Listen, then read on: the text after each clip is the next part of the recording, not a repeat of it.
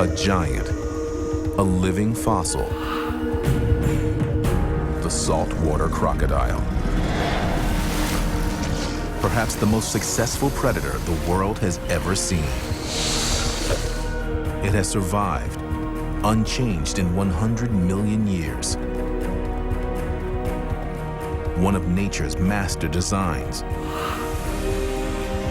The most powerful bite since T-Rex. The most complex heart in the animal kingdom. And a brain with unexpected intelligence. Now, science uncovers the secrets of this ultimate predator.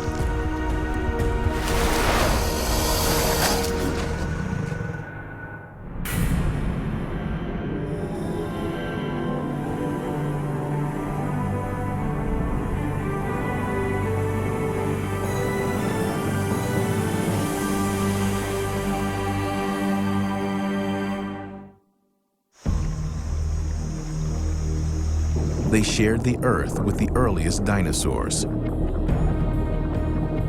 reptile that has undergone an amazing evolutionary journey. Its body unlike any other. A body built to stand the test of time. A creature that survived the extinction events that wiped the dinosaurs off the face of the Earth. Could this animal have the traits to even outsurvive humanity? Today, there are 23 known species of crocodilian still on the planet. In the wetlands of the southern United States, the legendary American alligator. In the rivers and lakes of Africa, the fearsome Nile crocodile. But the unchallenged king of them all is found in Southeast Asia and Northern Australia, the giant saltwater crocodile. The Salty. It can grow over 20 feet long and weigh well over a ton. Key to the saltwater croc's survival. For millions of years, it has been the biggest and perhaps the most dangerous reptile on the planet. Few creatures are safe from this ancient predator, even man. October 11th, 2004. Diane and Andrew Kerr are camping by a beach in far north Queensland, Australia. With them are their friends, Alicia Sorahan, her husband Bill, and their son Jason. They've been camped here for the last 12 days.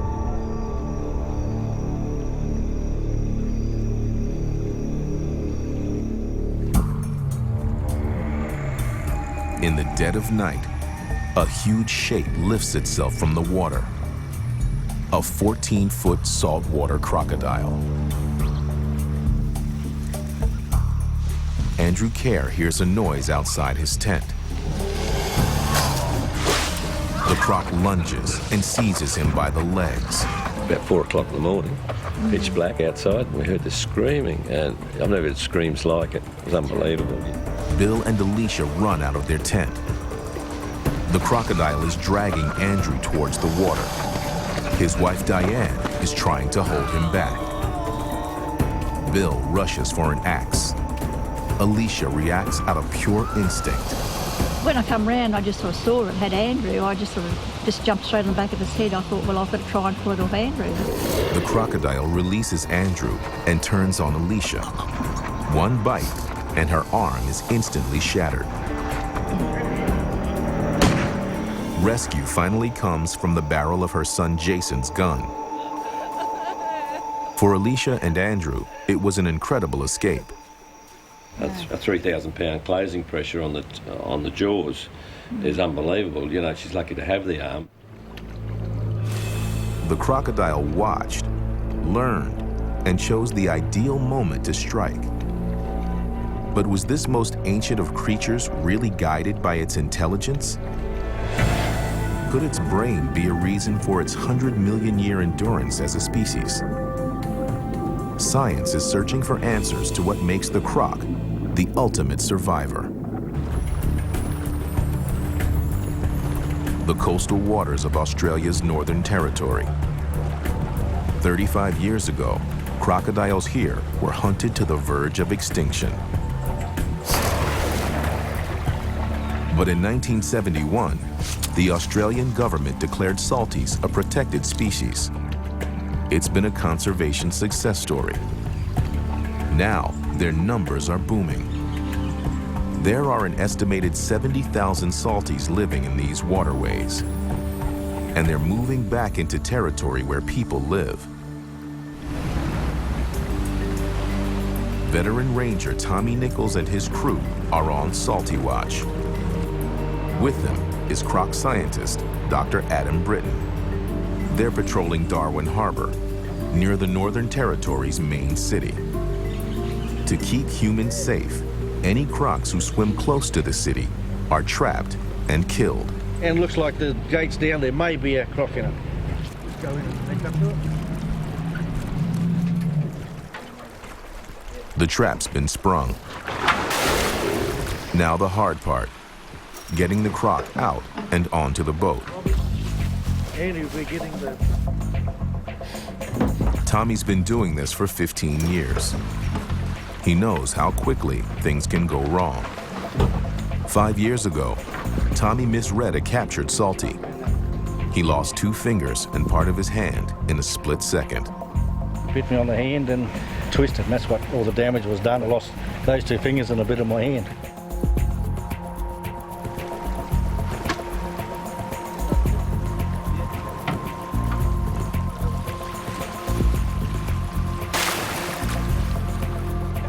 Preventing crocodile-human conflict is a vital part of protecting the species as a whole. Yeah, well done, fellas. The salty is euthanized humanely and brought to this government lab. Very light color. Dr. Adam Britton's using this opportunity to perform a necropsy, a post-mortem specimen dissection. Yeah, this sort of yellow. His students are Tommy and his rangers. The search for answers to the crocodile's 100 million year survival story is about to go under the skin. What crocodiles have been able to do over their evolution is they've been able to fine-tune and perfect elements of their physiology to make them better hunters. It's only when you start looking at all of the components at once that you realize just how finely engineered these animals are.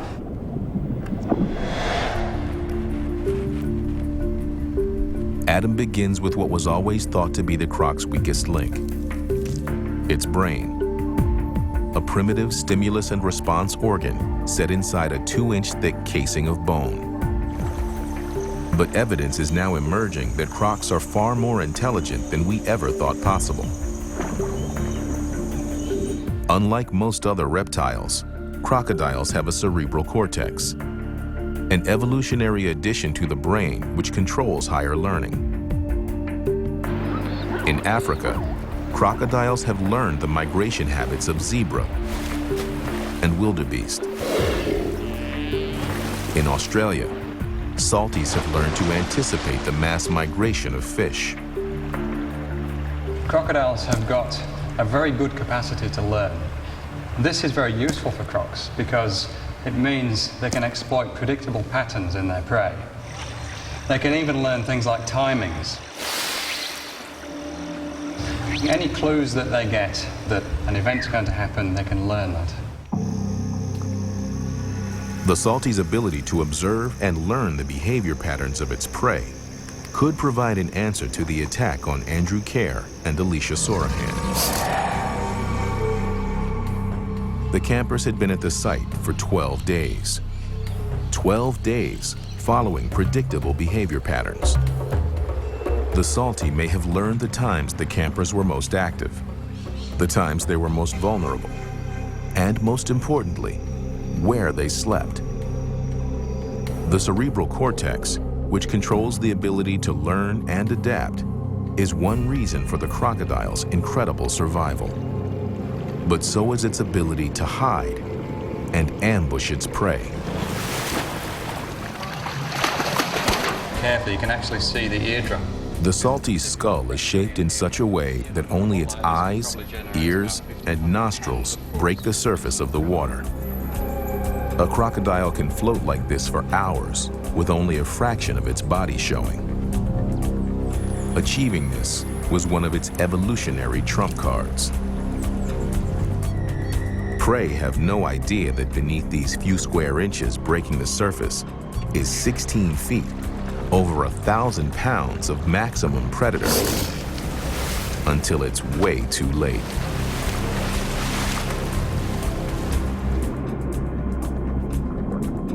But crocodiles have much more than just camouflage in their ambush armory. Dotted around their jaws are minute but finely tuned pressure sensors. Salties can use this sixth sense to detect prey from afar. Anything disturbing or moving through the water sends out pressure waves that are picked up by the salty's sensors, guiding it in to attack.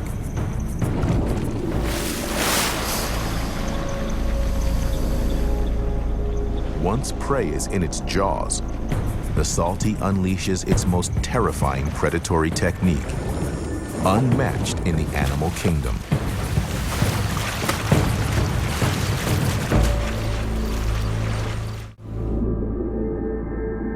Crocodilians are maximum predators. And this is their primary lethal weapon, the death roll, a deadly spin that doesn't just drown live prey. It also tears it into bite-sized pieces. The rotational power of a death roll can dismember even the largest prey.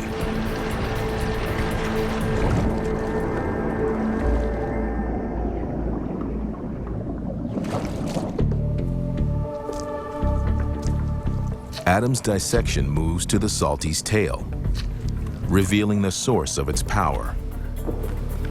You can actually see quite clearly. 3 pairs of muscles that work in concert to provide this 1,000-pound machine's massive thrust. Like pistons in a car engine, one pulling while the other is pushing. These 3 pairs of muscles provide not only rotational force, but also explosive propulsion. A salty's tail can propel it at speeds of nearly 12 miles an hour. It may not sound all that fast, but a 1,000-pound croc moving at that speed means it hits its prey with a momentum of 12,000 pounds.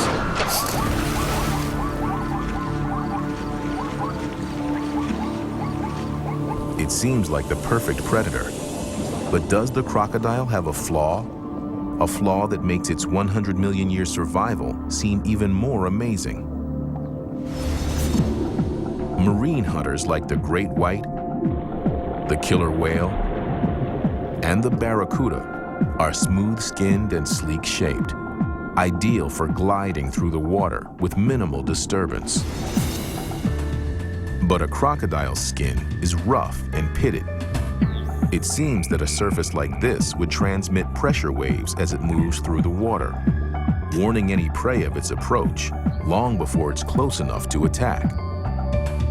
Dr. Mason Mears from the University of Tampa is studying the amount of time it takes for crocodilians to strike their prey.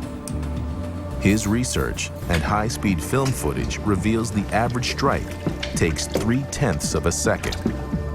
That's slower than the reaction time of most fish. Yet, crocodilians are very successful ambush predators. Dr. Mears believes something must blind fish to an impending attack. He's found a possible answer in the similarity between the croc's rough skin and the surface of a golf ball. I came up with the idea that maybe they're acting like golf balls. The dimples on a golf ball in flight grip the air to the surface, reducing drag. Studies show that perfectly smooth golf balls only travel half as far as dimpled balls. Could crocodilians, crocs, and alligators be using their rough, pitted skin in a similar way to reduce drag? Using a frozen alligator head Dr. Mears carefully maps the skin surface, creating a virtual 3D model. From this model, he creates an exact replica of the alligator head to be used in a high-tech test.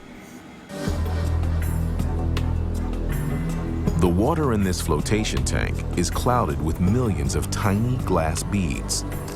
When hit with a laser, these beads allow a high-speed camera to record the drag of the head moving through water.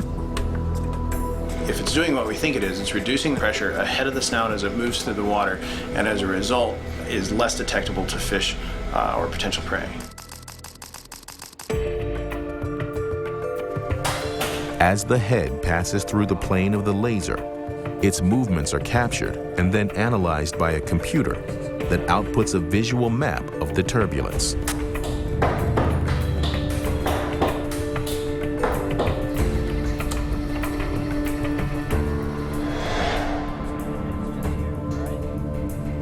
The initial data seems to support Dr. Mears' theory that the crocodilian's pitted skin creates a cloak of low-pressure water, reducing its drag and giving prey little warning of its approach.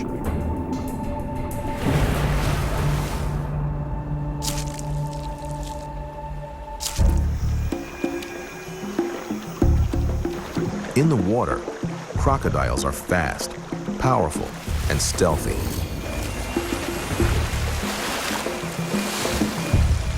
Yet on land, they have a reputation of being clumsy, slow-moving, rarely venturing far from water. Nothing could be further from the truth. The 23 species of crocodilian can travel over land using the belly crawl, the walk, the high walk, and the gallop. Many crocs are capable of explosive charges that can carry them nearly as fast as a running human.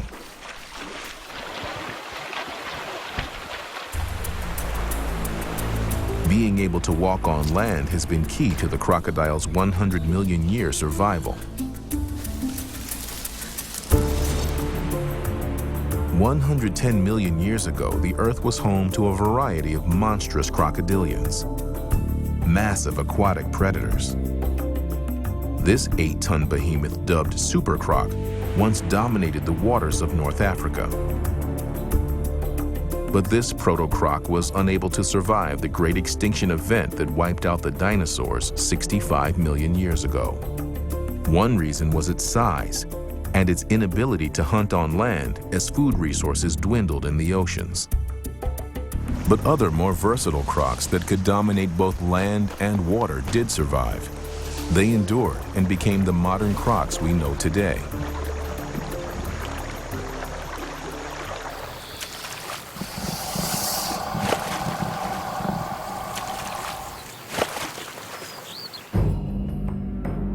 This skull is 100 million years old.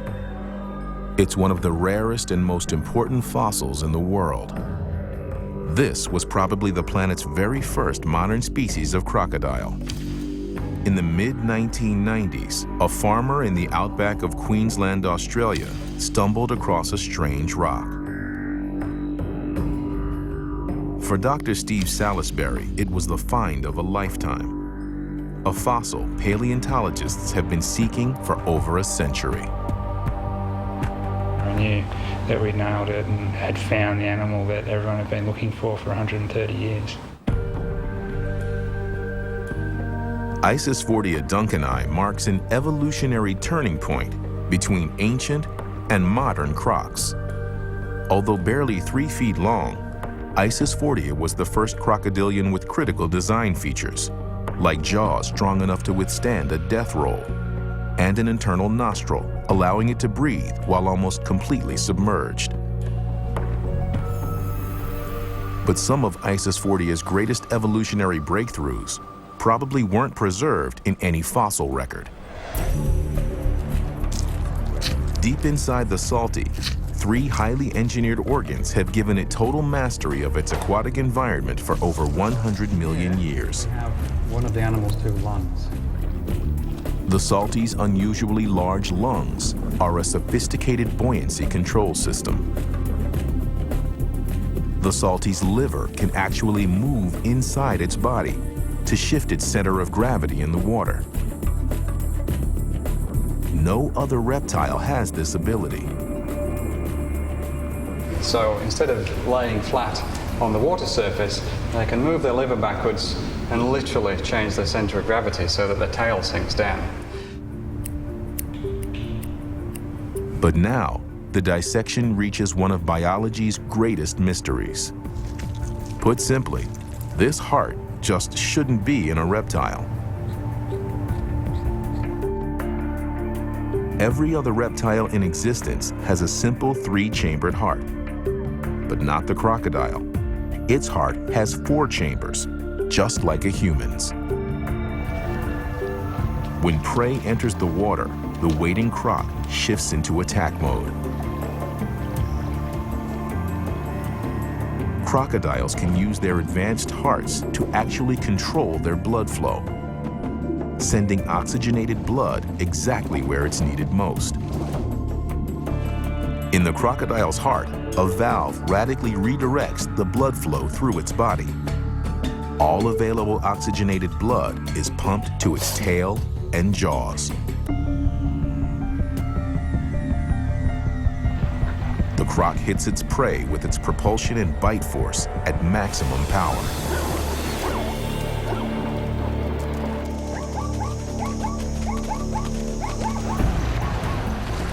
The crocodile is more finely adapted to life on Earth than perhaps even humans. It's got power, control, and intelligence. And deep inside its anatomy, a secret weapon that allows the croc to eat almost anything.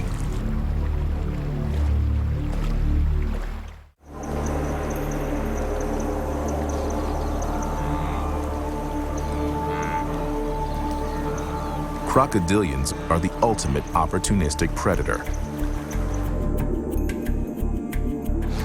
They'll take down a fully grown wildebeest, smash the shell of a massive turtle. Its prey is taken by complete surprise. And once it's heading toward the salty stomach, very little will remain in any recognizable form. The pH of the stomach can actually get almost to 1, which is absolutely incredible because that's almost concentrated hydrochloric acid. The acid in this flask is the same pH as that found in a salty stomach, strong enough to dissolve metal, although in nature the process can take weeks, not seconds. It's not just the acid. The croc's digestive system is also a grinding machine. Inside every salty stomach are stones. There are dozens and dozens of stones in here. They're called gastroliths, rocks eaten by the salty to pulverize and grind prey. In the biggest crocs, they can be as large as a fist and weigh over 5 pounds. Few things survive the combination of acid and stone. And crocodiles only need to eat once every few weeks. When food is scarce, salties can enter a state of almost suspended animation and survive up to a year without a single meal. That's because they're cold-blooded. Cold-blooded creatures use the warmth around them, chiefly the sun, to help maintain their body temperature. Warm-blooded creatures like humans create their own body heat by burning energy, but they need a much higher food intake to provide that energy. Being cold-blooded has the great advantage of needing far less food. Faced with a total lack of sustenance, a human would perish long before a crocodile. It's a major reason why crocs have survived for 100 million years. But the advantage of being cold-blooded only holds if you can regulate your body temperature using nothing but external sources of heat, such as the sun. And when it comes to being solar-powered, crocs have proven they're better at it than perhaps any other cold-blooded creature. They've evolved a remarkably efficient thermal control system. Running just below the surface of the salty's back are a series of bony plates called osteoderms. They're nature's solar panels, radiating the sun's heat through the croc's body. Adam Britton is about to put the salty's thermal control system to the test at a commercial crocodile farm in Darwin. This temperature measuring device, called a data logger, is sewn inside a piece of meat. It's specially designed to withstand the toughest environments, even the acid in a salty's stomach. The plan is to measure the salty's internal temperature versus the outside temperature. How's the other? If the croc's thermoregulation system is really working, it'll maintain a constant body temperature regardless of the outside air temperature. Okay, Ruben.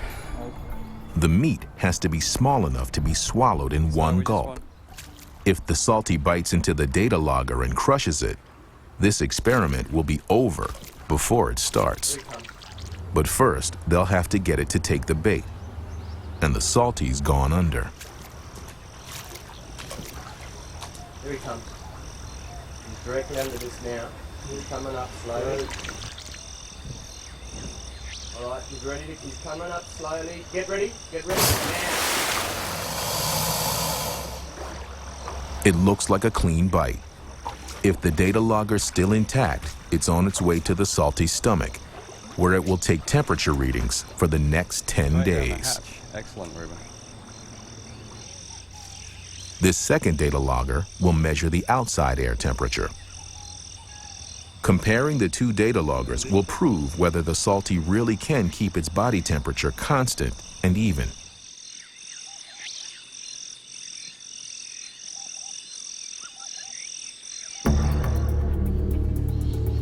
"10 days later. If the data loggers survive, there's only one way to get it out.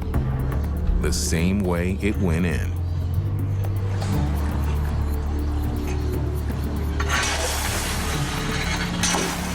They noose the salty, and it's not happy.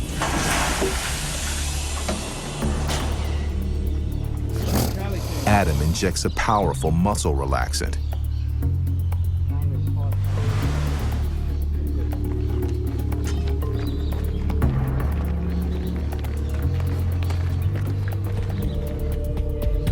Once the drug's taken effect, the jaws are tied back.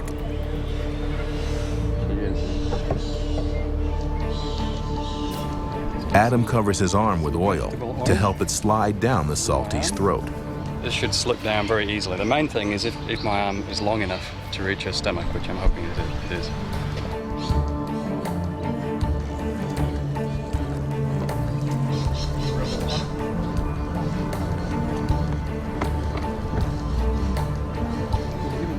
Give it a push.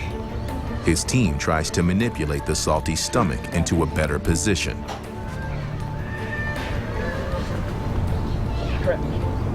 Find it yet? There's just a few things in here I'm going to pull out. There's a problem. The data logger's wedged at the back of the stomach. If Adam can't reach it, there's no other way of getting it out.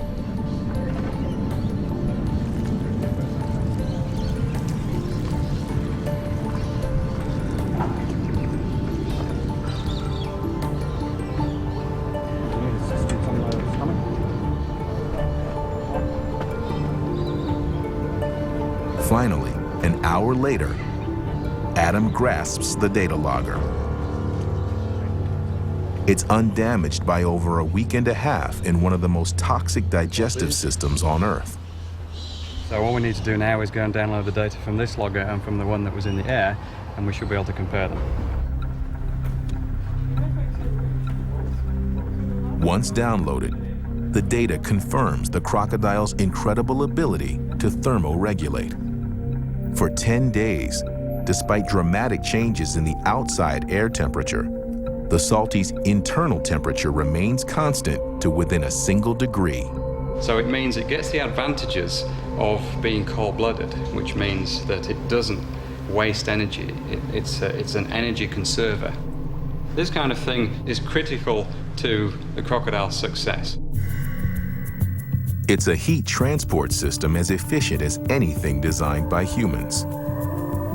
And the blood coursing through the crocodile's body has its own unique qualities. This ancient species may hold the key to battling some of humankind's worst diseases.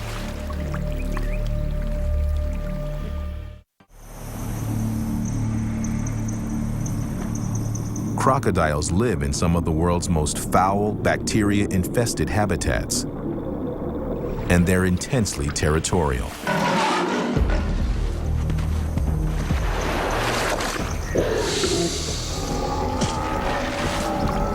Deep battle scars, even entire limbs being torn off, are not uncommon. But even when they're badly injured, crocs usually heal without infection. Within their blood, crocodilians have one of the most powerful immune systems in nature, an internal antibiotic defense built up over millions of years.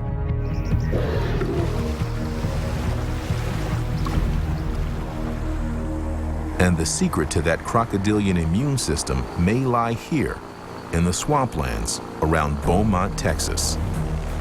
This is airboat country, the best and sometimes only way of navigating the territory of the saltwater crocodile's fearsome cousin, the American alligator.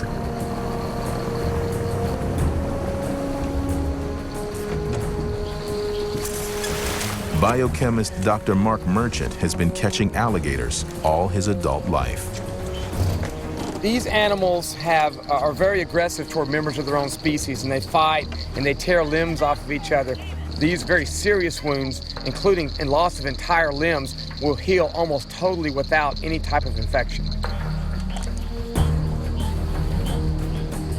Could crocodilian blood help fight human infections and diseases? Mark's about to use this gator blood and blood from Australian saltwater crocodiles in an extraordinary experiment. He'll pit the serum from this blood against a bacteria called methicillin-resistant Staphylococcus aureus. The Infectious Diseases Society of America calls it one of the gravest bacterial threats to our health. Staphylococcus is a superbug that causes serious skin infections in humans, and this strain is resistant to most antibiotics. Mark places a drop of salty serum into the center of a Staphylococcus culture. Beside it, a drop of alligator serum. On the Petri dish begins a tense 12-hour battle.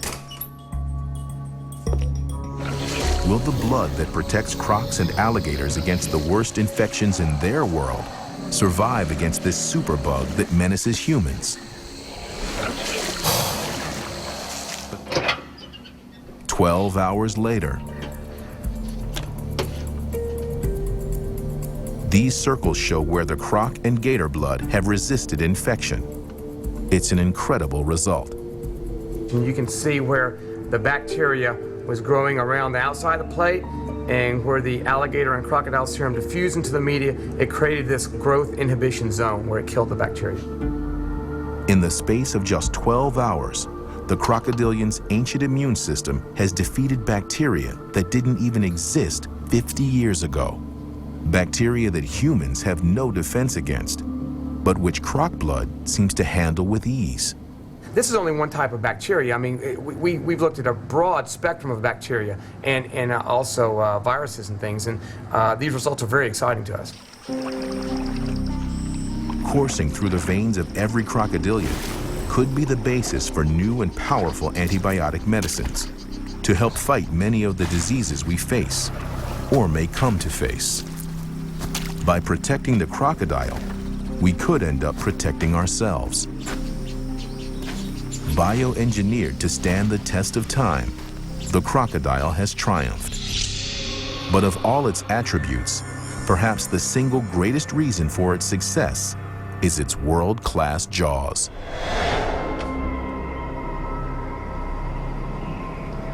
January 8th, 2007. Off-duty policeman Jeff Tanswell is snorkeling near a remote island off the northern tip of Australia. Jeff's wife Jane is in a boat nearby. Neither of them are aware they're being watched.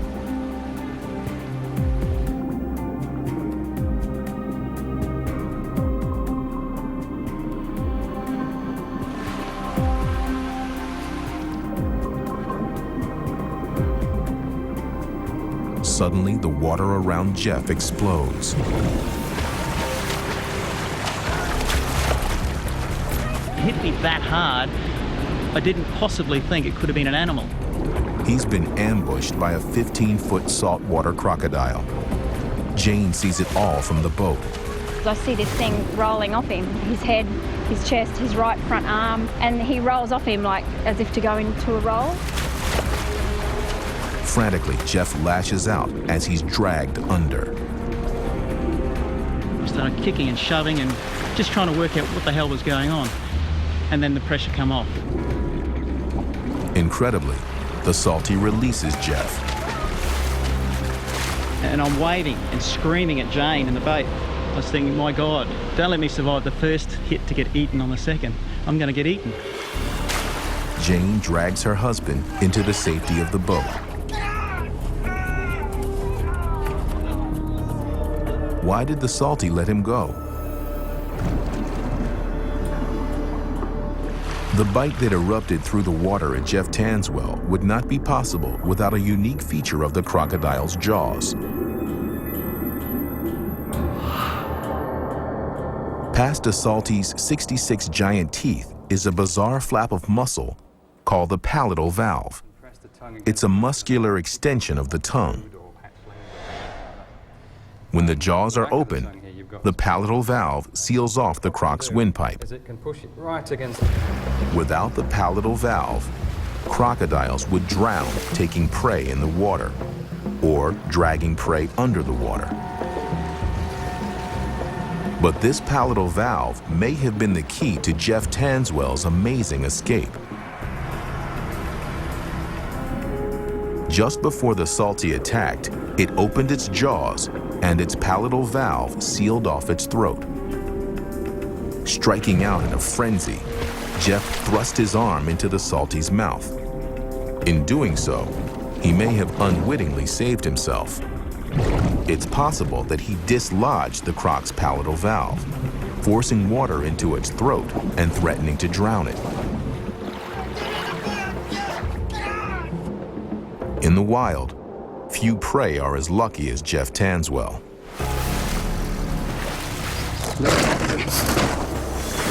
When a salty seizes prey in its jaws, it clamps down with a bite force of up to 2 tons of pressure per square inch. Its jaw muscles are so powerful that they cannot be contained in the skull. In order to close the jaws fast, you've got to have muscles, and you've got to have a lot of muscles. These are the caudal pterygoid muscles. And when all of these muscles work together in concert, they can generate a phenomenal force. That force puts incredible strain on a salty's jaws. In fact, with every bite, the bioengineering of a croc's skull comes close to its structural limits.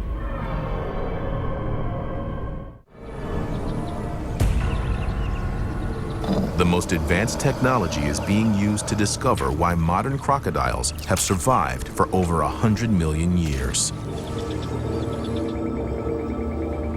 The CAT scan lab of the Mater Hospital in Newcastle, Australia. The head of a salty taken out of Darwin Harbour is about to be scanned. Newcastle University scientist Colin McHenry is an expert in biomechanics, the machinery of living organisms.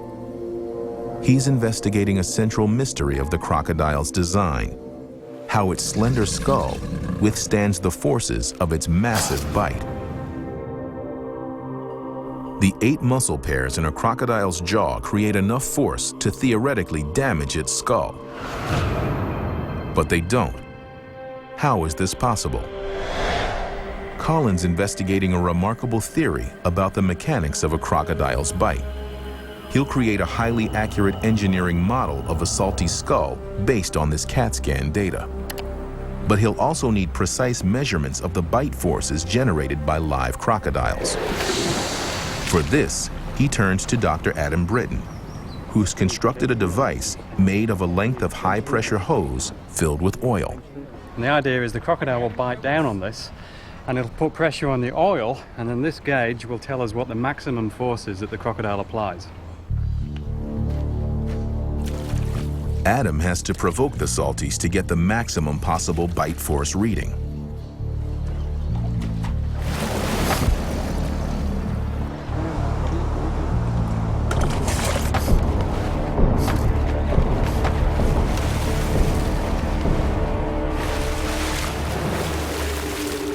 That last guy, he gave us 2,690 pounds, which is just phenomenal. And also, he may not have bitten as hard as he was possibly capable of doing, but that was a pretty impressive bite. Over 2,500 pounds per square inch. That's enough force to crush an animal's skull like a foam cup. A 100-million-year-old design being put to a 21st century test. Colin feeds the bite force measurements into his engineering model. This is a unique glimpse into the biomechanical structure of the salty's skull and a possible answer to the mystery of its bite. The theory Colin's investigating is that perhaps not all of the croc's 8 muscle pairs are working to produce sheer bite force. Early results from his computer-generated model seem to support that theory. Not all the muscle force goes into the actual bite. At least 2 pairs of muscles seem to be working to redirect forces in the skull, preventing any structural damage.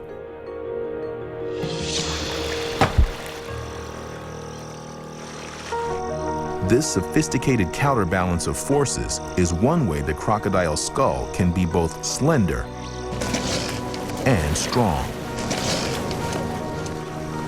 A full-grown crocodile's power is virtually unrivaled.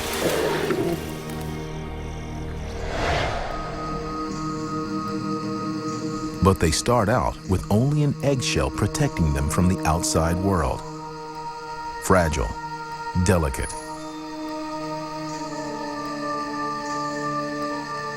For millennia, this is how crocodilian life has begun.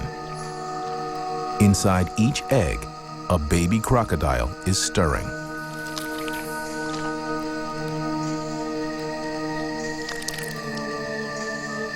It must struggle to break free.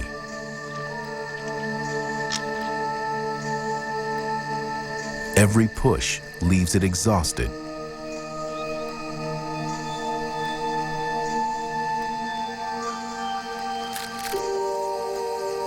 A new generation enters the world.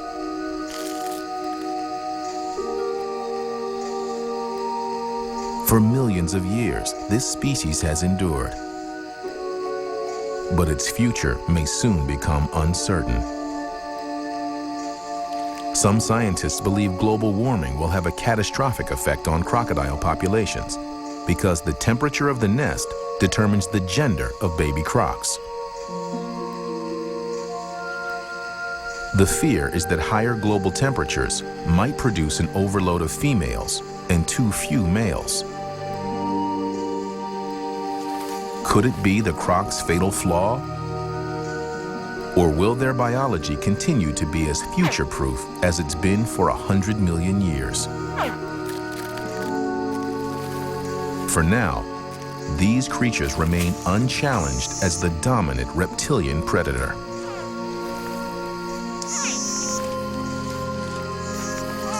Armed for survival, these tiny 3-inch long crocs cry for their mother from within the nest.